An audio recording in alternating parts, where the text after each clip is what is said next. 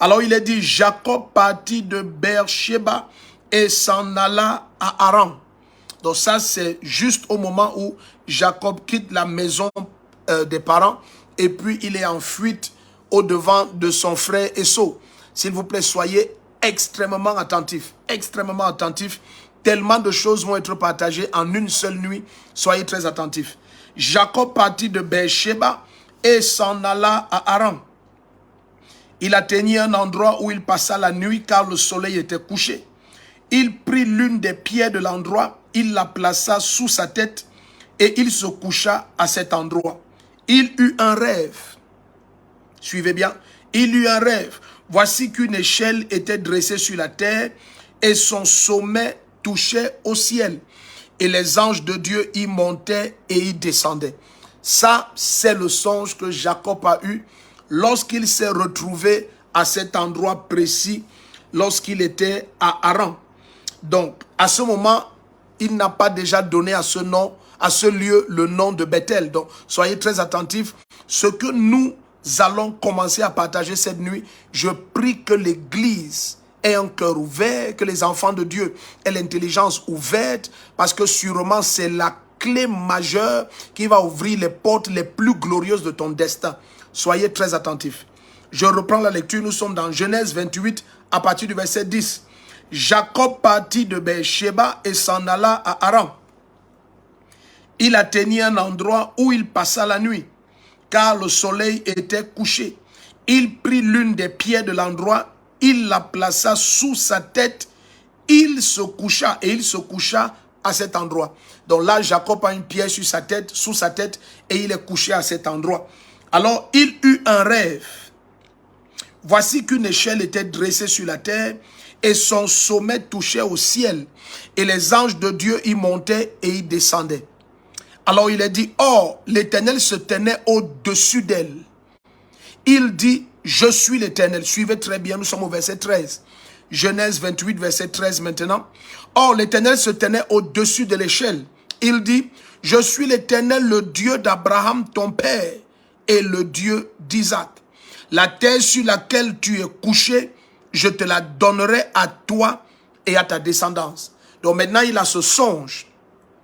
Et dans ce songe, il voit l'Éternel au-dessus de l'échelle.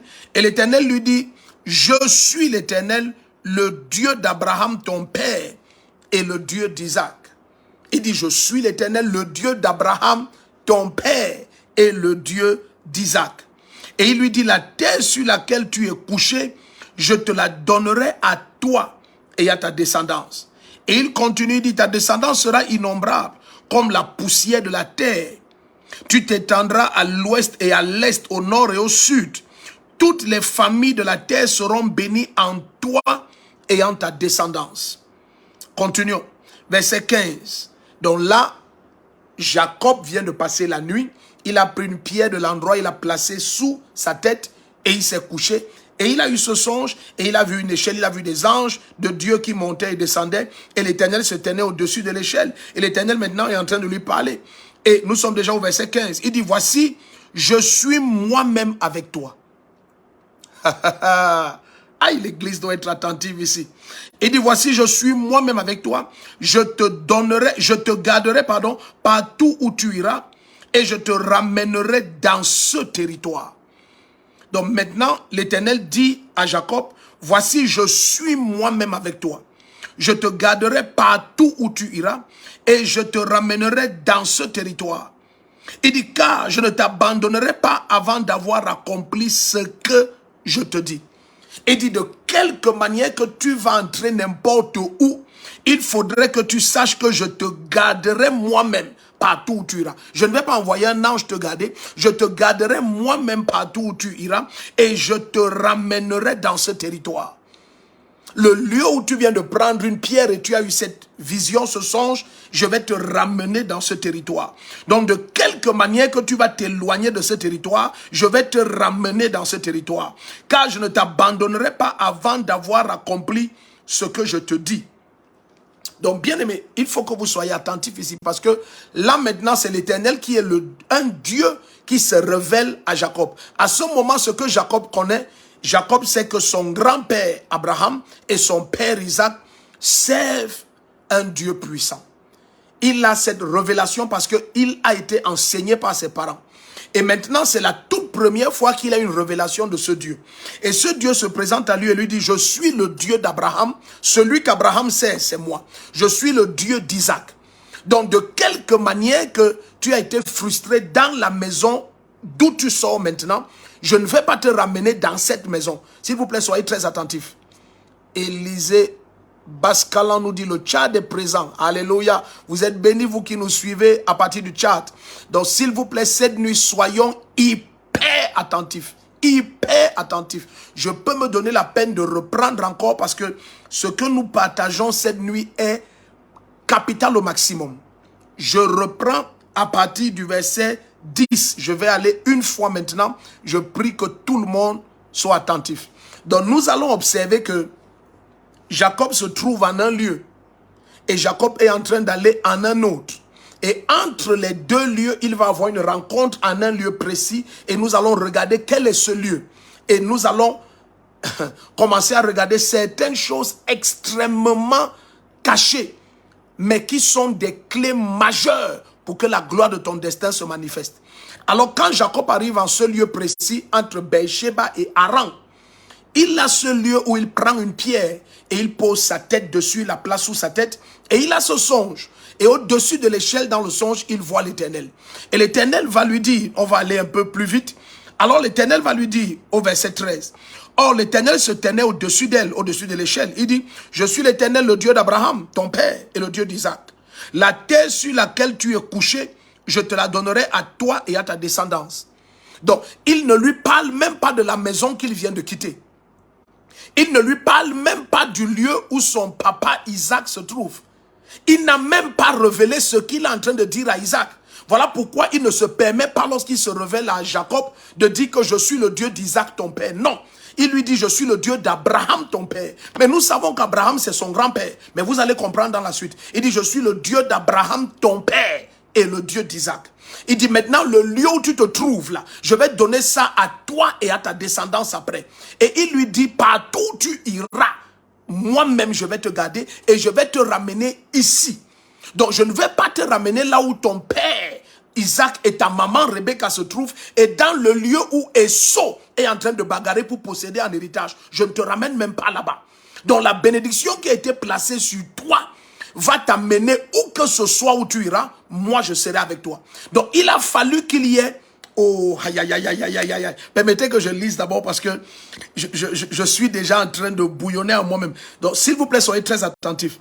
Il dit, verset 13, or l'Éternel se tenait au-dessus de l'échelle et il lui dit, je suis l'Éternel, le Dieu d'Abraham ton père et le Dieu d'Isaac. Donc pourquoi il dit le Dieu d'Abraham? Parce que nous allons voir dans Genèse 12 tout à l'heure, c'est Abraham qui va aller dans ce lieu qu'il va appeler Bethel et il va invoquer l'Éternel. L'Éternel va se révéler à lui. Et je veux que nous commençons à regarder quelque chose, bien-aimé.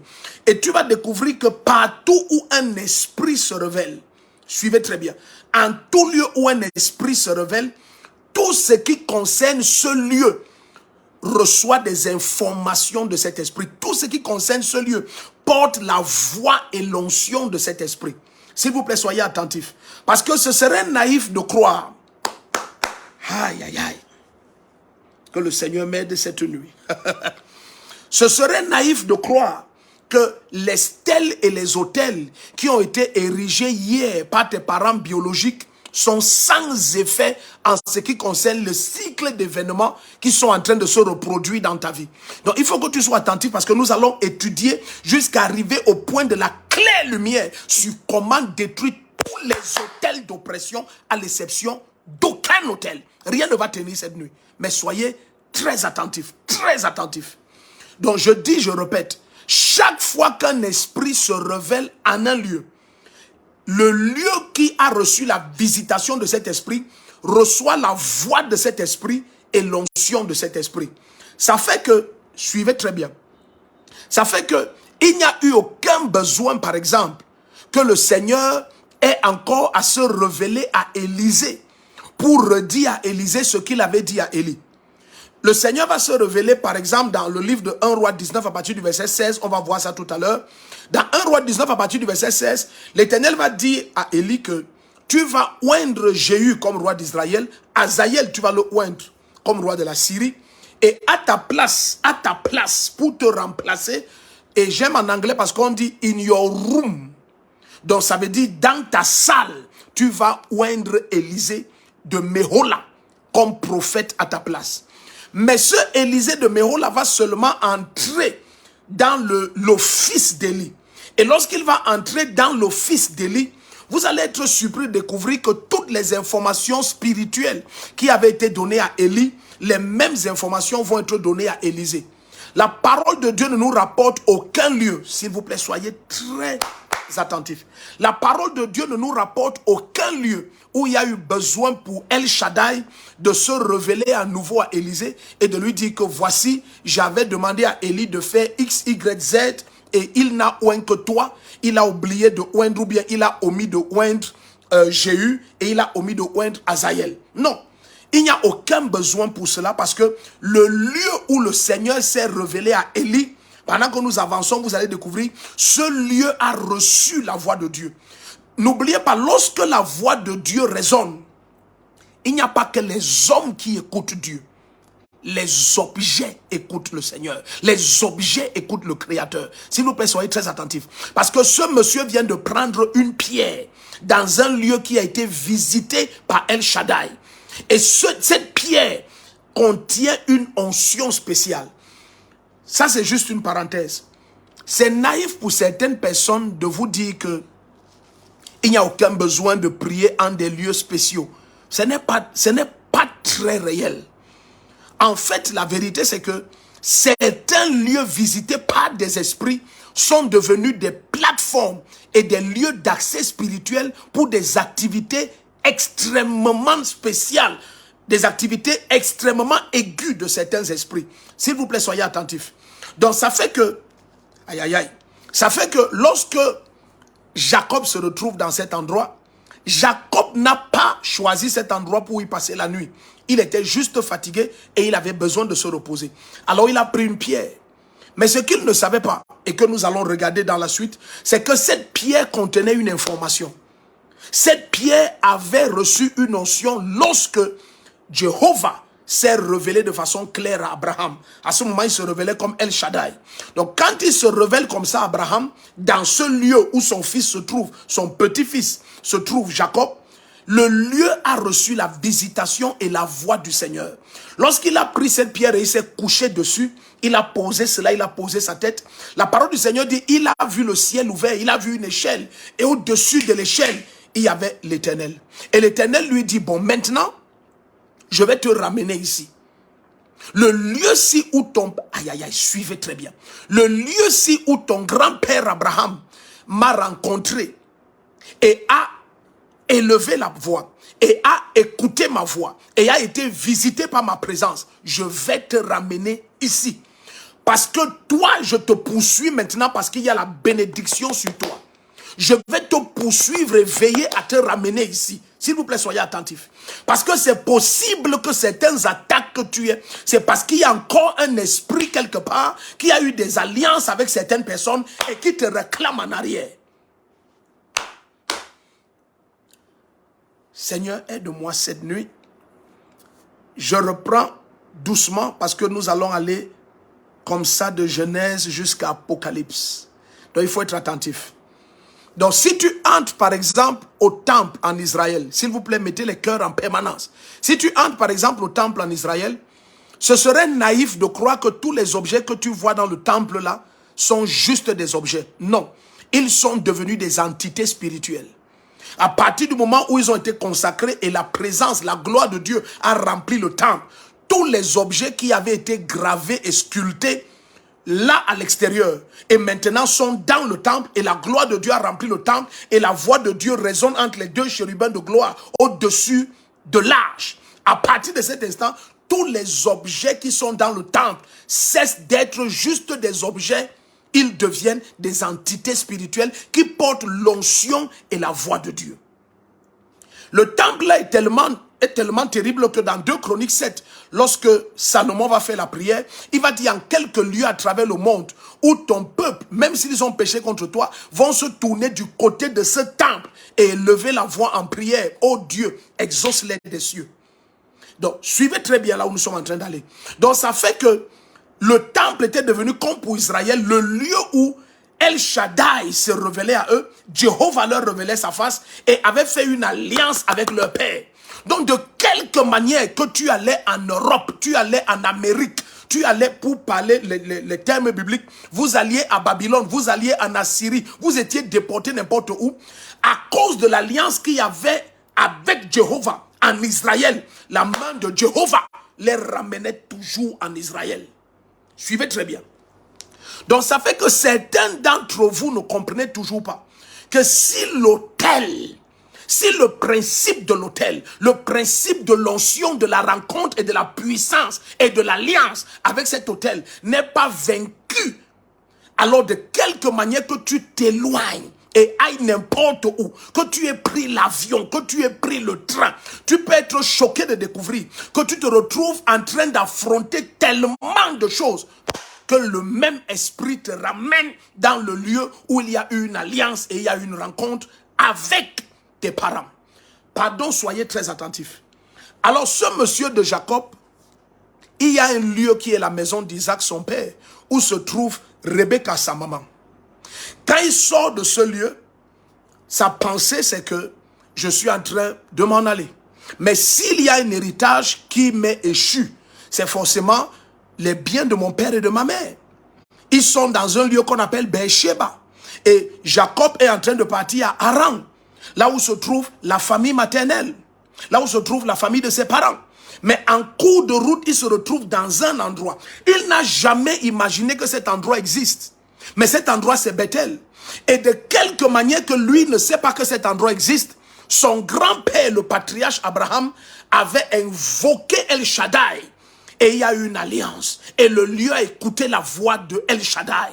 Et allons lire ça, c'est dans Genèse 12. Nous sommes dans Genèse 28, mais puisque je me refais tout le temps à ça, allons lire dans Genèse 12. Genèse 12, verset 7.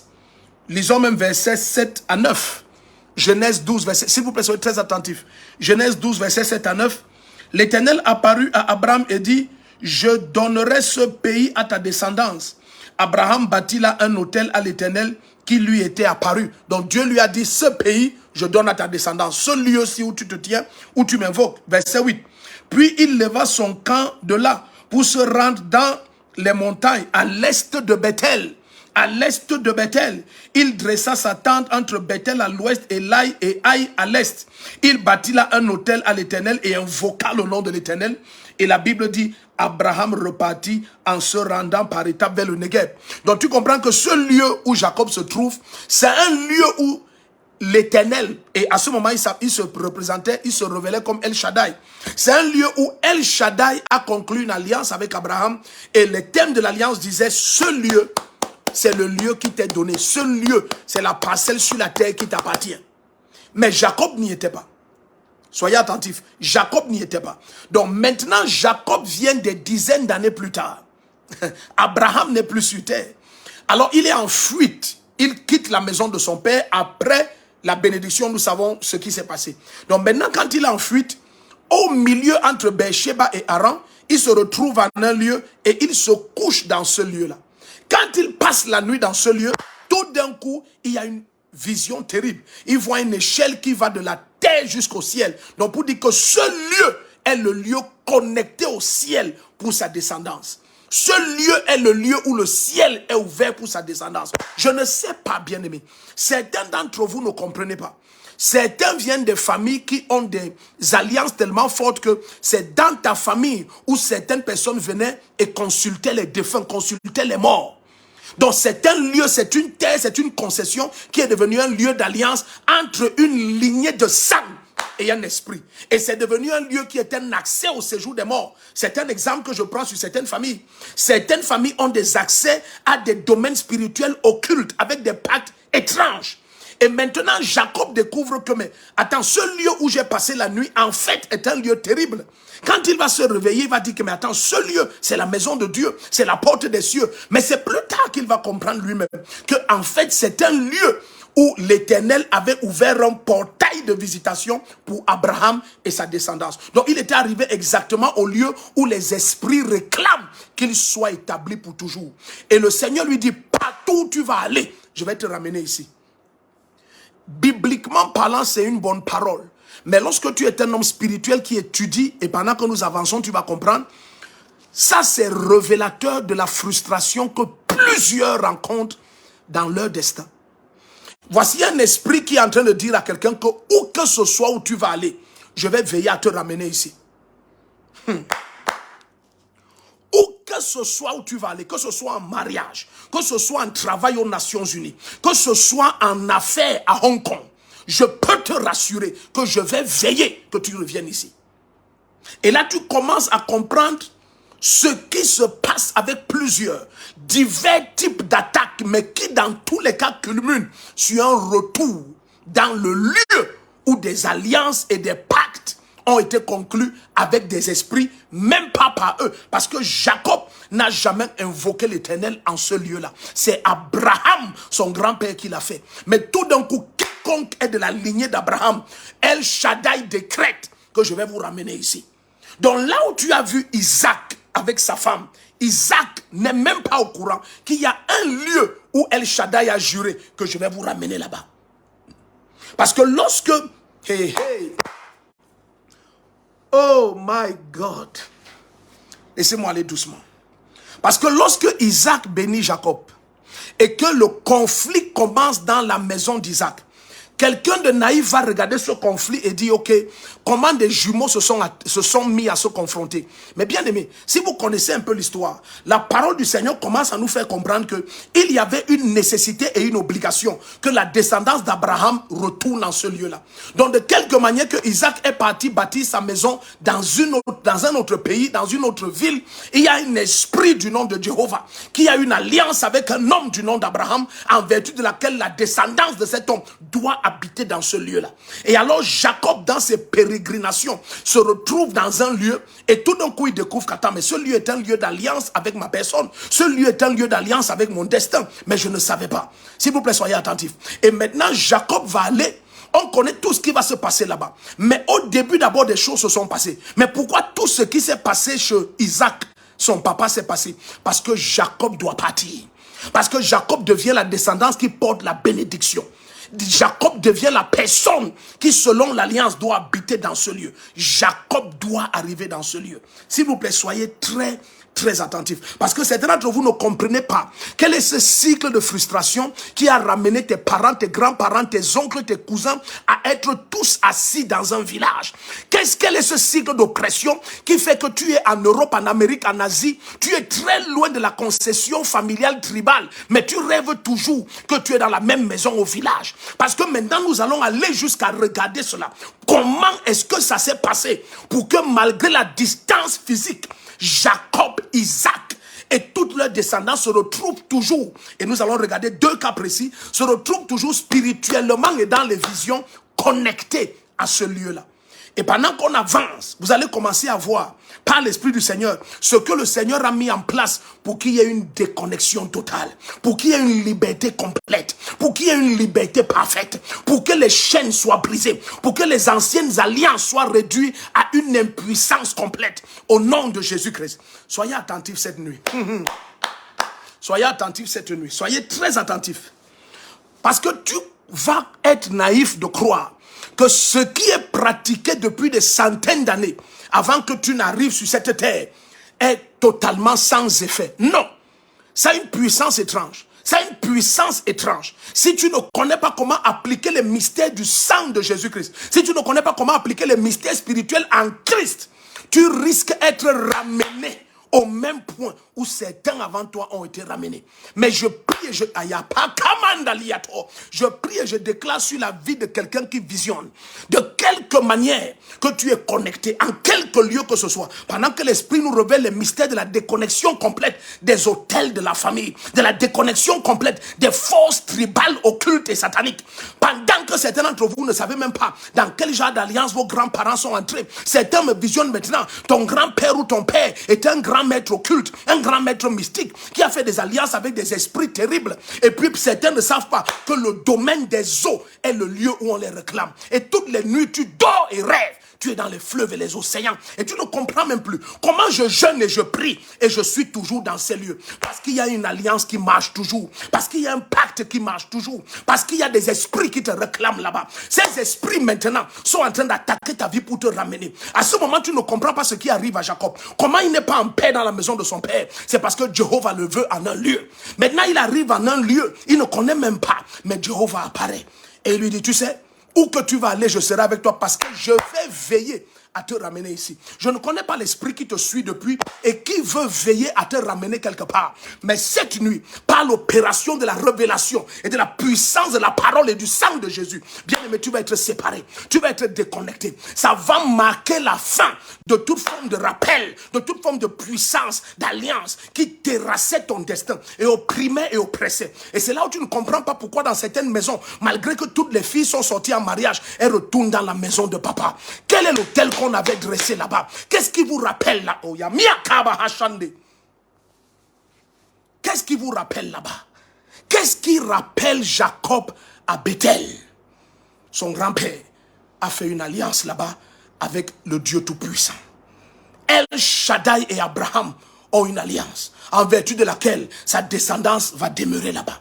De quelque manière que tu sors des rangs d'Abraham, tu vas voyager à travers le monde. Bien-aimé, Hitler pourra se lever rien. Kabashanta.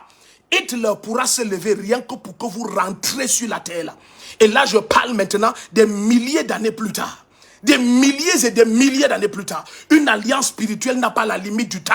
Et quelqu'un va croire que c'était en vain que Adolf Hitler s'est levé. Ce n'était pas en vain. C'était parce qu'il y a un esprit qui a dit à tous les juifs, je vais vous ramener ici. Et ils étaient dispersés à travers le monde. Ils étaient en Allemagne, ils étaient aux États-Unis, ils étaient en Italie. Mais nous connaissons ce qui s'est passé avec le dictateur. Bien aimé, ils ont été ramenés. Je ne sais pas quelle puissance œuvre maintenant. Tu es frustré à travers le monde parce qu'il y a une puissance qui veut te ramener. Bien aimé, cette nuit tu es séparé. Cette nuit la chaîne est brisée. Cette nuit le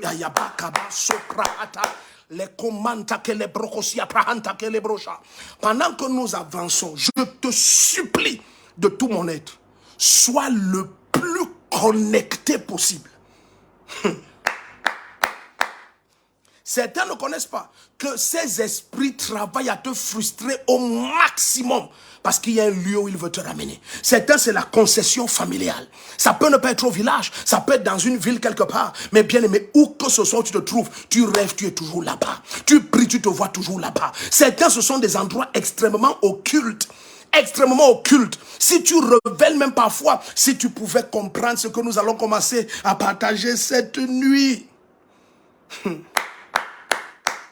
Parfois, si tu racontes à certains aînés de ta famille ce que tu expérimentes, d'autres vont se taire, mais entre eux, ils vont parler et ils vont dire comment l'enfant s'y connaît cet endroit.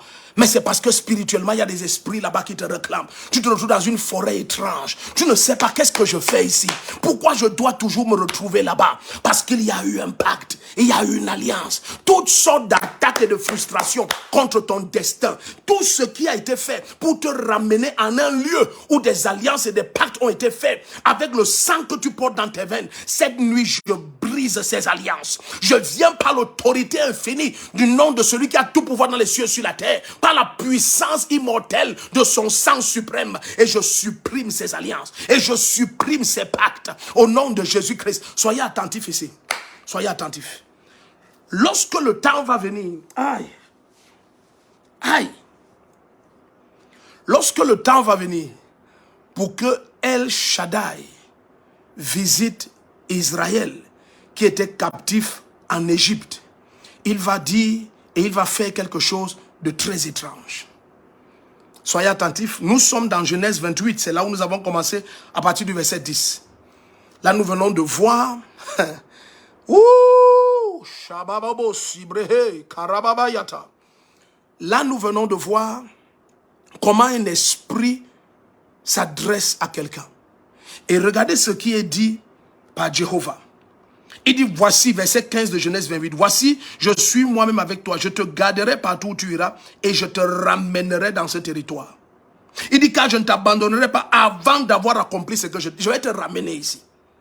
Et je t'ai dit, de quelque manière que les Juifs se sont dispersés à travers le monde, ils ont été surpris de voir qu'ils ont été ramenés. Ils ont été ramenés. Donc, bien aimé, lorsque Israël était captif en Égypte, et que Jéhovah avait décidé de les libérer. Il y a quelque chose de très étrange que le Seigneur va dire lorsqu'il va s'adresser à Moïse. Il va dire, cette nuit, après que les enfants d'Israël aient appliqué le sang sur les poteaux et les linteaux, il dit, je vais parcourir l'Égypte cette nuit. S'il vous plaît, soyez attentifs. Il dit, je vais parcourir l'Égypte cette nuit et je vais exécuter des jugements. Oh, papa, je te supplie de m'aider. Parce que ce que je vais partager est tellement compliqué. Il faut que l'Église soit attentive afin de ne pas rater ce que je vais partager. Le Seigneur dit, vous allez mettre le sang de ces agneaux sur les poteaux et les linteaux de vos maisons. Et il dit, je vais parcourir l'Égypte et je vais exécuter des jugements contre tous les dieux de l'Égypte. Et il dit, après quoi, ils vous chasseront de partir. Donc il dit, il y a derrière votre captivité des puissances spirituelles. Vous croyez que votre captivité c'est dû à l'armée physique. Vous vous souvenez lorsque, c'est vrai vous avez l'impression que je dis beaucoup de choses, mais bien aimé, s'il te plaît que ton cœur soit, on dit en anglais, focus. Lorsque Élisée va être sur la montagne et les Syriens vont encercler la montagne, Élisée va dire, ceux qui sont avec nous sont plus nombreux que ceux qui sont avec eux. Donc bien que tu voyais une armée physique, ce n'était pas ça qui était leur puissance, c'était l'armée spirituelle qui était derrière. Donc le Seigneur dit maintenant, là où vous êtes captifs en Égypte, n'allez pas croire que c'est une captivité physique. Et nous allons regarder cela. Je vous supplie d'être le plus attentif possible du monde. Parce que nous arrivons quelque part de très dangereux. Alors à ce moment maintenant, le Seigneur révèle quelque chose. Il dit, il y a un lien. Il y a un lien qui est la tâche spirituelle entre les dieux de l'Égypte et les sacrificateurs de ce peuple. Ce sont les premiers-nés. Il dit, soyez attentifs. Il dit, maintenant je vais parcourir l'Égypte et je vais tuer tous les premiers-nés. Depuis le premier-né de Pharaon sur le trône jusqu'au premier-né des animaux et de ceux de la basse-cour. Je vais tuer tous les premiers-nés. Et il dit, quand je vais tuer tous les premiers-nés, ils vont vous pousser, vous forcer de partir. Ça veut dire qu'ils vont perdre toutes les connexions spirituelles et l'autorité qu'ils avaient. Ils vont la perdre. Soyez attentifs. Soyez très attentifs. Donc, nous sommes en train de regarder quelque chose d'étrange avec Jacob. Nous étions dans Genèse 28 à partir du verset 10. On a lu jusqu'au verset 15 déjà. Et j'ai fait un parallèle avec Exode 12 à partir du verset 10 jusqu'à 13. Lorsque je parle maintenant de la dernière carte que Jéhovah va abattre.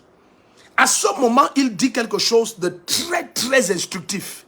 Il dit, après que j'ai tué tous les premiers-nés, les propres mains des Israélites, les propres mains des Égyptiens, pardon, vont vous pousser afin que vous sortiez de l'Égypte. Ils ne vont plus vouloir de votre présence parce que la chaîne qui permettait qu'ils soient connectés à leur puissance spirituelle sera brisée. Donc ça veut dire que, suivez bien, quand vous entrez en Égypte et vous voyez les premiers-nés étaient tous consacrés à des divinités qui en retour leur donnaient une autorité spéciale qui les avait permis de maintenir Israël en captivité. Soyez attentifs ici, s'il vous plaît. Soyez très attentifs. C'est étrange lorsque nous allons traverser et arriver au chapitre 13. Nous sommes dans Exode toujours. C'est très étrange de découvrir que lorsqu'ils sortiront ainsi, pardon, soyez attentifs. Lorsqu'ils vont sortir ainsi de l'Égypte, et se retrouver au désert. Le Seigneur va revenir par Moïse et il va dire, lorsque je tuais les premiers-nés de l'Égypte, je me consacrais vos premiers-nés. Attends, ça veut dire que, oh, est-ce que ces gens ont pris ce que le Seigneur est en train déjà de dire? Ça veut dire que ce que les Égyptiens appliquaient comme principe était un principe qui devait être appliqué par Israël et être libéré. Je reprends doucement. Je reprends. Suivez-moi bien. Si tu rates ici, ça va se compliquer. N'oubliez pas que la personne qui va subir et qui va souffrir et gémir afin de nous acquérir la liberté et la vie, c'est le premier-né de notre famille qui est Jésus-Christ. C'est lui qui a tout subi afin que nous puissions être complètement libres. S'il vous plaît, suivez bien ce que nous commençons à introduire cette nuit. Si quelqu'un manque ça, je peux même me donner la peine pour une seule personne de reprendre à zéro. Personne ne doit manquer ça. Donc, lorsque Jéhovah va déterminer que cette nuit, je libère Israël, il va tuer tous les premiers-nés de l'Égypte. Et avant de tuer les premiers de l'Égypte, il dit, l'esprit qui va exécuter ces jugements ne passera pas là où il va voir le sang. Ça veut dire que l'esprit là, c'est lorsqu'il voit le sang qu'il admet que ici il y a déjà eu mort. Je n'ai plus besoin de frapper parce que ici le sang a déjà coulé. Donc l'esprit qui agit ne reconnaît pas les Juifs. Je dis l'esprit qui agit ne reconnaît pas les Juifs. Voilà pourquoi Jéhovah dit de façon claire, je vous supplie d'être attentif, pardon, que l'Église ne rate pas cette partie. L'esprit qui agit ne reconnaît pas les Juifs. Non. Non. Et Jéhovah dit je. Aïe, alabasunta kerebahata. Il dit je vais parcourir l'Égypte. Et il dit maintenant entrez dans vos maisons et mettez du sang sur les linteaux et les poteaux. Donc si toi tu n'entres pas dans la maison et tu mets le sang, mais tu te balades dehors parce que tu es juif, l'esprit là va te frapper si tu es un premier-né. Parce que cet esprit ne tuait que les premiers-nés. Donc si tu es un premier-né juif et tu n'es pas dans une maison où on a mis du sang, ou tu es même dans la maison et tu ne mets pas le sang, l'esprit là va te tuer aussi. Donc cet esprit maintenant entrait en Égypte cette nuit pour tuer tous les premiers-nés. Et le seul moyen pour qu'il ne tue pas ton premier-né, c'est que tu sois dans une maison où il y a du sang sur les linteaux et les poteaux. Alors Israël a obéi. Maintenant la Bible dit il y avait des cris de détresse à cause des deuils dans toute l'Égypte, depuis les animaux. Tout le monde voyait son premier-né mourir. Et dès que tous les premiers-nés sont morts, le Seigneur maintenant dit, vous voyez comment l'Égypte vous a dominé? Il dit, c'est en appliquant un principe que vous ne connaissiez pas. Il se retourne et regarde Israël. Il dit maintenant, vous me sacrifiez tous vos premiers-nés. Et parce qu'il ne peut pas prendre le sang humain, il leur dit, la tribu de Lévi va être donnée en substitution des premiers-nés. Est-ce que quelqu'un écoute ici? Donc si Israël depuis connaissait le principe, il y aurait eu une telle connexion avec Jéhovah. S'il vous plaît, soyez attentifs. Il y aurait eu une telle connexion avec Jéhovah que les Égyptiens n'auraient pas pu les capturer. Mais ce n'est pas là le propos. Je veux que vous soyez attentifs là où nous sommes en train d'aller. S'il vous plaît, soyez attentifs. Aïe, aïe, aïe. Maintenant, nous rentrons dans la maison d'Isaac. Souvenez-vous. Baba Kikora. Souvenez-vous que avant que Isaac ne bénisse Jacob, il y a d'abord eu une substitution de droit d'aînesse.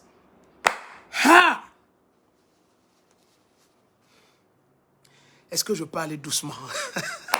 Peut-être c'est trop pour une seule nuit, pour une seule personne, mais je vous supplie de tout mon être, soyez attentifs.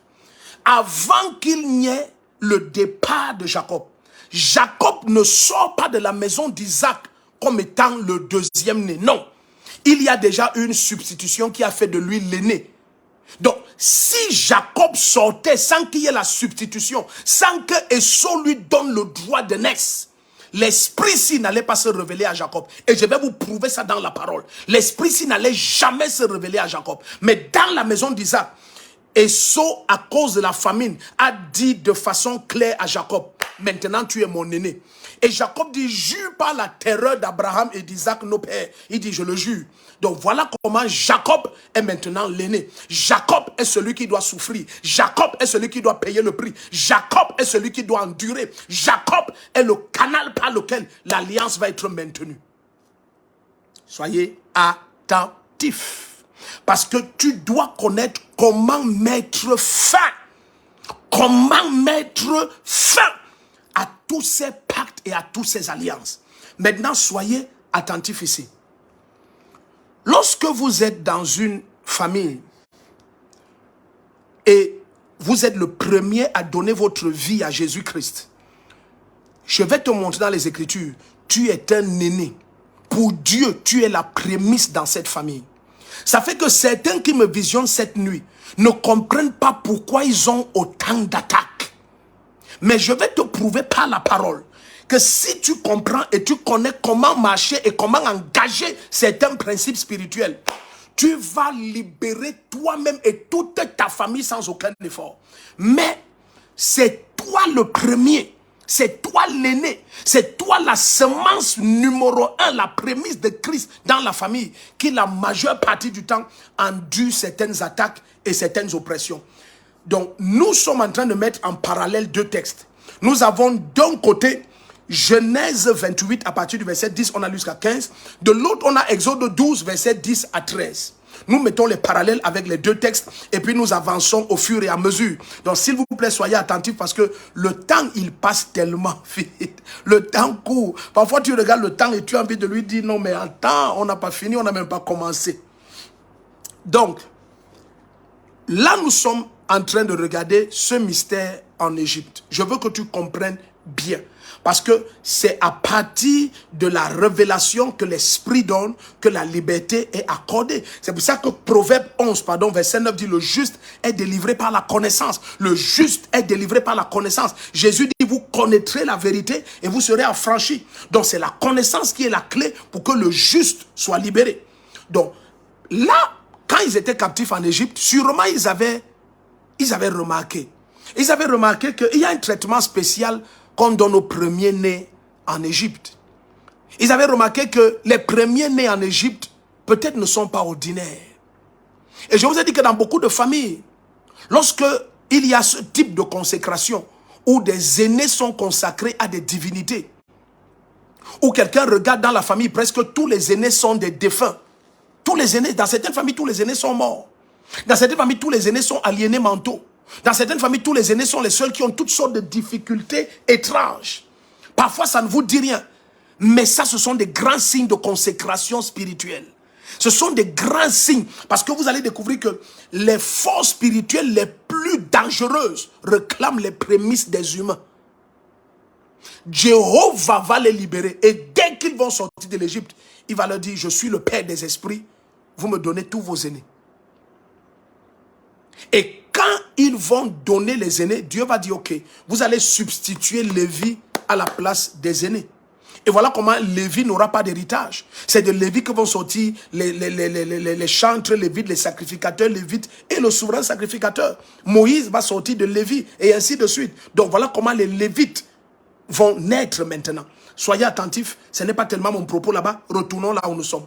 Donc lorsque les premiers-nés doivent être consacrés et Lévi est ainsi retiré, alors Israël commence une marche, suivez bien, Israël commence une marche sacerdotale. Ça veut dire une marche d'autel avec Jéhovah. Avant ça, il n'y avait jamais eu cela.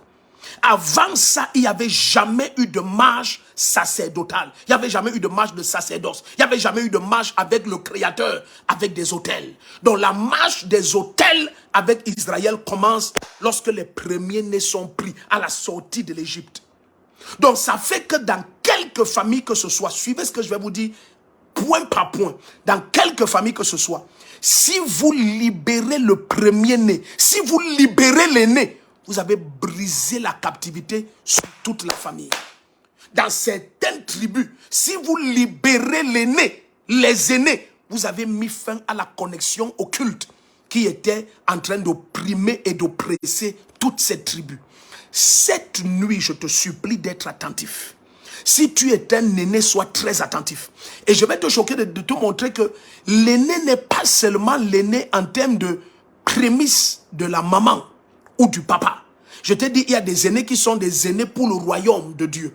Ça veut dire qu'il est la première personne dans la famille à appartenir à Jésus-Christ. Ceux-là souvent payent de très grands prix, mais parfois ils payent des prix qui sont trop élevés à cause de leur ignorance des choses spirituelles. Suivez-moi très bien. Nous allons comme ça, pas à pas, vers la révélation des principes très simples pour que tu sois déconnecté d'un hôtel qui est un hôtel d'oppression familiale et générationnelle. Soyez attentifs. Merci Saint-Esprit. La puissance de Dieu vient sur toi. Où que tu me visionnes, la puissance du Saint-Esprit est sur toi très fort. Très très fort. La puissance du Saint-Esprit est sur toi. S'il te plaît, taguons les noms de tous ceux que nous voulons connecter à ce direct. Partageons le lien de ce direct au maximum. Partageons le direct lui-même. Commentons en permanence au maximum. Et je te supplie, appuie sur le cœur rouge. Quelque chose est en train de se passer. Je te supplie, connectons la terre entière. Mettons-nous ensemble et connectons la terre entière. Ça peut se faire. Je te promets, ça peut se faire. Ça peut se faire. Si nous nous mettons ensemble, ça va se faire. Si nous nous mettons ensemble cette nuit, je te promets, ça va se faire. Ça va se faire. Je te promets, ça va se faire. Connectons la terre entière, connectons la terre entière, connectons la terre entière. Nous avons encore des heures devant nous. Nous avons des heures devant nous. C'est toute une nuit. Nous avons des heures devant nous. Donc, s'il te plaît, connectons la terre entière. Alors, suis-moi. Donc, quand ils vont sortir de l'Égypte, ils vont se réjouir forcément parce qu'ils ont vu comment le Seigneur a exécuté des jugements contre les Égyptiens. C'est forcément un spectacle plaisant. Et les Égyptiens étaient tellement dépourvus de puissance qu'ils ont été avalés par l'eau. Mais tu te souviens qu'avant que les Égyptiens ne soient déconnectés de leur puissance, souvenez-vous, s'il vous plaît, tous les signes que Aaron faisait connectés au fleuve, les Égyptiens reproduisaient cela. Mais la preuve qu'ils étaient maintenant déconnectés de leur Dieu, c'est que lorsque Moïse ouvre l'eau, les Égyptiens ne peuvent pas fermer. C'est lorsque Aaron va frapper la poussière que les Égyptiens vont dire ça c'est le doigt de Dieu dans Exode 8. Parce qu'ils ne parvenaient pas par leur pratique mystique à reproduire. Ça te montre que le royaume auquel ils étaient connectés en dédicaçant leur premier-né, c'était le royaume des eaux. Suivez bien. C'était le royaume des eaux. Donc, lorsque maintenant ils sont déconnectés, lorsque Moïse frappait le fleuve, Aaron frappait le fleuve avec le bâton de Moïse et l'eau se changeait en sang. La Bible dit qu'avec leur pratique magique, lorsqu'on parle de Jambres, lorsqu'on parle de ces puissances de l'Égypte, ils reproduisaient les mêmes miracles. Lorsqu'on faisait sortir les grenouilles du fleuve, tout ce qui était lié à l'eau, les Égyptiens reproduisaient ça. Ils avaient une telle domination sur le royaume des eaux. Et certains qui me visionnaient, c'est comme ça que votre famille a une telle connexion au royaume des eaux. Et puis tout ce qui est prospérité est difficile. Tout ce qui est mariage et procréation est compliqué. Tout ce qui est élévation financière est compliqué. C'est complexe, c'est complexe. Cette nuit, ça s'arrête. Cette nuit, la puissance du Saint-Esprit est déjà sur toi. Le joug éclate. Donc je dis, première chose en ce qui concerne premier-né, ça peut être toi qui as ouvert la matrice de tes parents, la matrice de ta maman. Mais tu peux aussi être l'aîné en termes de celui qui est en premier dans la famille, c'est donné à Jésus-Christ. Celui qui est en premier dans la famille, c'est donné à Jésus-Christ. Suivez bien. Troisième catégorie qui opère aussi comme des aînés, c'est celui qui en premier sort de la maison familiale. Soit parce que tu es le premier à te marier, soit parce que tu es le premier à avoir de l'argent, et puis tu te retrouves hors de la maison, la concession familiale, hors du lieu où les hôtels opèrent. Donc il y a aussi le premier en termes de prémisse de percée. Et très souvent, lorsque ces mystères ne sont pas connus et appliqués par ces aînés, parce que tu peux être maintenant en train de me visionner à travers le monde. Tu es le tout premier qui porte le sang qui est dans tes veines à traverser un continent, à traverser un pays. Tu es le tout premier à traverser tel niveau intellectuel. De quelque manière que tu es le premier, tu es une prémisse. Et très souvent, les prémices sont sous des attaques étranges. Des attaques, je dis, très étranges. Donc, revenons maintenant à Jacob, dans notre Genèse 28. Donc, Jacob, maintenant, est l'aîné.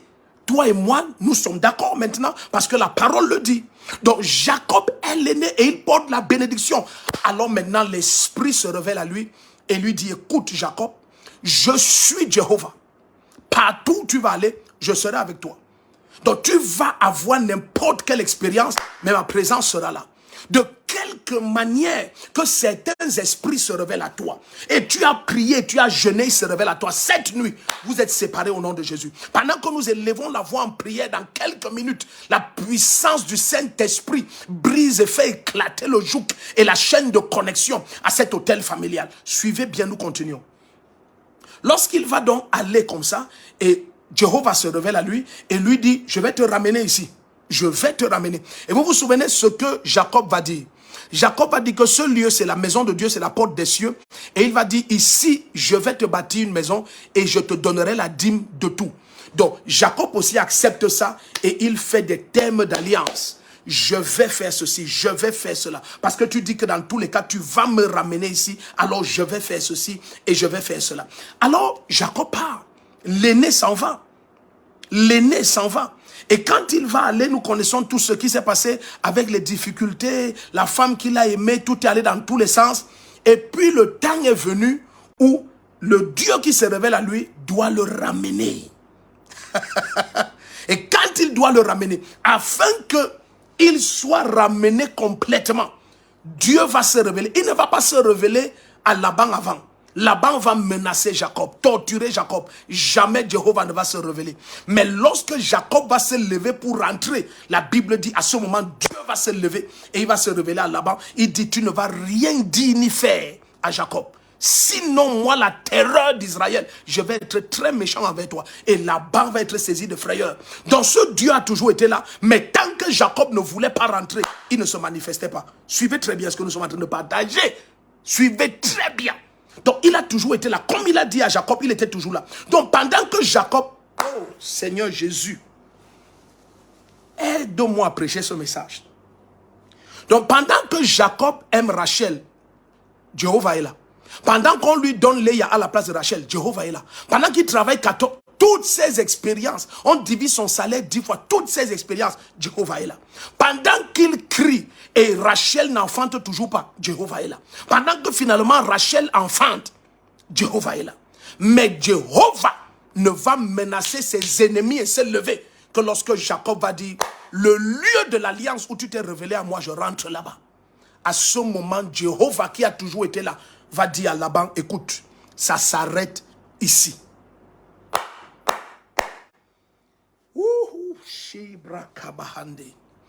Il y a quelqu'un qui me visionne cette nuit. Cette nuit doit marquer la nuit de ton retour. Ça, c'est la clé numéro 1. Si tu veux voir le tout-puissant roi Jésus-Christ qui t'a dit, voici, je suis avec toi tous les jours. Il t'a dit ce qu'il vient de dire à Abraham parce que Sion, c'est le lieu qui nous a été donné en héritage éternel. Mais tu ne vas pas voir Jésus menacer tes ennemis jusqu'à il te voie te retourner et dire que je rentre à la maison. Je sors de ce genre de vie. Je sors du style de vie de ce monde. Je paye tous les prix et je me déconnecte de ce style de vie. Ça me coûte ce que ça va me coûter. Je rentre à la maison. À ce moment, tu vas être choqué d'écouter ce que tes ennemis vont dire concernant le Dieu que tu sais, mais qui a toujours été là. Mais comme tu n'es pas décidé à rentrer à la maison depuis, c'est pour ça qu'il ne se manifeste pas. Si cette nuit, tu te décides, je rentre à la maison, est-ce que quelqu'un commence un peu à comprendre ce que nous partageons? Je dis, Jéhovah a toujours été là.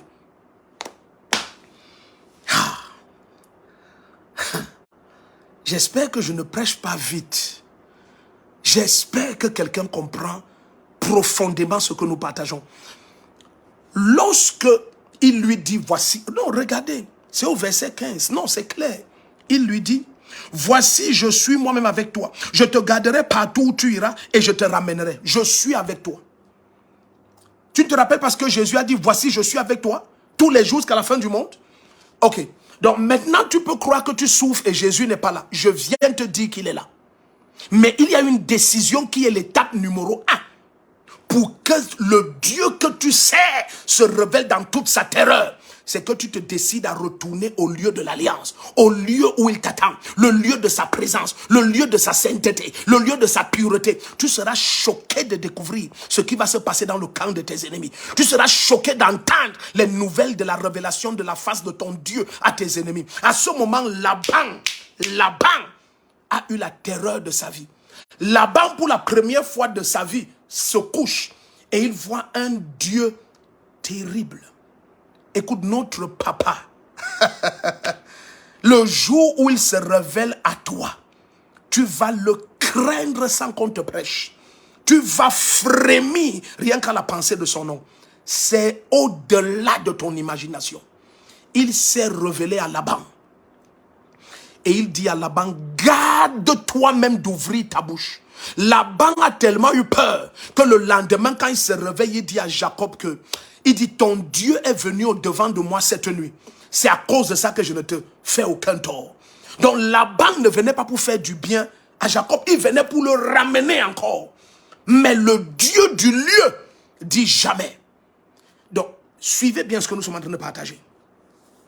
Alors, si tu es donc un enfant de Dieu et tu ne te décides pas à quitter, permettez que je dise de façon grossière, quitter le monde, c'est pas bien dit. Mais bien aimé, quitter le lieu où tu as l'impression que tu te sens à l'aise selon la chair. Le lieu où tu es entré dans toutes sortes d'embrouilles, si tu permets mon langage. Et tu dis, je retourne à la maison. Tu risques d'être avec Jésus là-bas, mais il ne se manifeste pas. Je suis en train de vous partager les diverses clés. Il y en a 4. Nous allons les regarder toutes pendant ces 4 nuits. Tu sors de captivité. Je te dis, ces 4 nuits marquent la fin de toute forme de captivité de façon totale, complète, absolue, définitive. Donc, la première chose d'abord à faire, c'est de te déterminer à retourner. Rentre. Tu te fais le plus grand mal lorsque tu es avec le Seigneur, mais tu es dans les pratiques de Haran. Rentre à Bethel. Retourne au lieu où le Seigneur a destiné. Voici là où mes enfants doivent se trouver. Voici le lieu où mon peuple doit se trouver. Le lieu de ma présence. Soyez attentifs. Mais il faudrait que tu comprennes pourquoi je mets la déconnexion des aînés en deuxième lieu. Parce que quelqu'un croirait que puisqu'on a insisté sur la déconnexion des aînés, ça va être la clé numéro 1. Non, ça ne marche pas jusqu'à ce que tu retournes. Soyez attentifs. Soyez attentifs. Soyez attentifs. Soyez très attentifs. Maintenant, vous allez découvrir que le même principe s'applique partout. Quand vous entrez dans la maison de Jacob, celui qui a opéré comme aîné pour Jacob, c'était Joseph. Maintenant, tu commences à comprendre? Et Joseph est celui qui a subi toutes les peines et les souffrances. Ce n'est pas Ruben qui les a subies. Tu te souviens dans la maison d'Isaac, l'aîné ce n'est plus Esau, c'est Jacob. Dans la maison de Jacob, l'aîné n'est plus Ruben. C'est son père qui révèle que le jour où tu es monté sur mon lit et tu as sali mon lit, tu as perdu ta place d'aîné. Tu étais la prémisse de mes vigueurs et de ma force, mais tu as perdu ta place d'aîné. Donc il a donné ça à Joseph. Et qui était rejeté a souffert et était déporté. Il est devenu la prémisse en tellement de choses. Joseph est devenu la prémisse non seulement dans la maison de son père, en termes de légalité spirituelle, mais même en termes de percée. C'est le premier qui se retrouve à l'étranger. C'est le premier qui a des postes élevés. C'est le premier. Joseph est devenu la prémisse en tellement de choses, mais c'est lui qui a subi toutes sortes d'attaques. Il a connu la prison. Il a connu tellement de choses. Et c'est très souvent ça, les attaques qui viennent sur les aînés. Donc, la première clé, c'est que tu retournes d'abord. C'est là où tout commence. S'il n'y a pas ce retour, toutes les autres clés, aucune ne va marcher. Aucune clé ne va marcher. Est-ce que tu es attentif, bien-aimé? Alors, lorsque Joseph va souffrir comme ça, d'après ce principe-là, plus tard, c'est là où on va comprendre. Et Joseph savait que malgré toute la gloire qu'il y a ici, parce que Joseph interprétait les rêves, Joseph était un homme de songe, Joseph avait une notion spectaculaire. Joseph connaissait qu'ils vont rentrer à Bethel. Joseph dit à ses frères que quand je vais mourir, prenez mes os. Attendez, soyez attentifs, soyez attentifs. Il dit, quand je vais mourir, prenez mes os. Et l'Éternel vous ramènera certainement dans le pays qu'il a promis à nos pères. Joseph dit ça. Lorsque nous sommes dans Genèse 50, là, il dit, quand l'Éternel va nous allons repartir. Ne voyez pas comme on est à l'aise ici. On a Goshen, on a des grands châteaux. Je suis l'homme le plus riche de l'Égypte et le plus puissant. Tout ça, il y a un esprit qui va nous ramener. Fais attention si tu n'es pas déconnecté. Quel que soit le rang que tu atteins, tu risques d'être choqué de voir des choses étranges qui t'arrivent. Donc bien, mais c'est très important que tu comprennes ce que nous sommes en train de partager. La première chose, rentre d'abord. Retourne au lieu de ta consécration. Retourne au lieu de la présence de Dieu. Retourne au lieu de la profondeur de la communion et de la connaissance de la puissance et de la présence de Jésus-Christ. Retourne à Bethel, le lieu de sa présence. Retourne là-bas. Pourquoi Joseph parle comme ça? Parce que Joseph connaît qu'il est l'aîné. Quelqu'un va dire que non, mais attends, Joseph n'est pas l'aîné, Joseph. Non, non, non, non, non, non. Je t'ai dit, l'aîné n'est pas seulement celui qui brise la matrice en premier. Joseph est l'aîné. Son père le lui a donné spirituellement. Il est spirituellement l'aîné. Joseph est l'aîné. C'est le premier qui sort de la maison paternelle. Joseph est l'aîné. C'est une autre forme d'aîné maintenant, mais qui est très réelle. Mais Joseph connaît tellement qu'il est l'aîné qu'il dit carrément à ses frères, qui pourtant ont 10, 20 ans de plus que lui. Parce que tu connais que Jacob prie pendant 20 ans pour que Rachel enfante. Mais Léa, sa matrice était ouverte depuis. Donc pratiquement entre Ruben et Joseph, peut-être il y a 20 ans ou 19 ans d'écart. Mais il leur dit, vous, quand je vais mourir, l'Éternel va vous ramener. Donc il est tellement l'aîné qu'il sait que même en termes de départ, je vais partir avant vous. Il dit, vous allez ramasser mes os et vous me ramenez. Donc, quel que soit le rang qu'ils sont en train d'obtenir en Égypte, Joseph connaît. Il y a un Dieu qui nous réclame et va nous ramener. Je prie au nom de Jésus-Christ. Je ne sais pas quelles sont les entités occultes et mystiques que ton père, ton grand-père et ta famille ont servi. Mais cette nuit, tu es déconnecté. Le joug éclate. La chaîne est brisée. Bien aimé, le temps est venu que tu te lèves au-delà des limites que ces esprits ont imposées. Le temps est venu que tu te lèves au-delà des barrières, au-delà des résistances que ces esprits ont placées. Le temps est venu que les chaînes éclatent. Le temps est venu que les chaînes soient rompues au nom souverain